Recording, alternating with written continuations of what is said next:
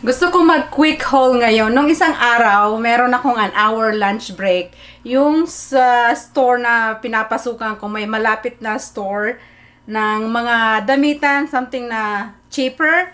So, pumunta ako doon kasi naghahanap ako ng dress ni Ayla para sa birthday niya na meron siyang option na isusuot na dress sa birthday niya. So, nakahanap ako ng dalawang dress. Ang kinaganda pa nito is 100% cotton. So, yay. And then, isang plain basic t-shirt. And then, nakakita ko ng cute, colorful I scarf. lost my head. Oh, Mommy's using it. I lost my head. Mommy's using it. You lose your head. Let's like it. Okay.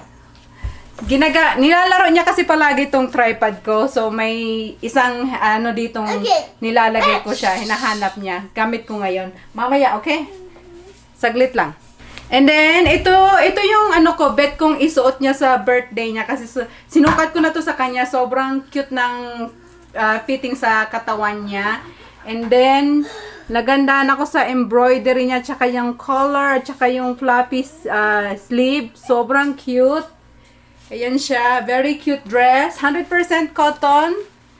Ito din yung second na option na nakita ko. Mickey Mouse pink. Again, 100% cotton din siya. And then yung... Naghahanap kasi ako ng plain white basic t-shirt para sa kanya pang layer niya. So, ayan, nakakuha tayo ng super cute. Ang cute ng niya, ayan yung sa middle na design. Sobrang cute. And then, nakakita ako ng super cute na colorful scarf. Pwede itong pang siya, multi-purpose scarf. Pwede mo siyang ilagay sa neck mo or gawin mong headband, gawin mo scarf sa neck, or pwede mo siyang i-accessory sa purse, sa bag. Maraming purpose ng scarf na to. Ayan sobrang colorful. Bet ko siyang gawing headband. And then, ito yung isa. Sobrang cute. Mahilig ako ngayon, lalo na ngayong summer, mahilig ako ngayon tumingin ng mga something colorful, bright colors. Basta mga ganon. So, ganitong mga color.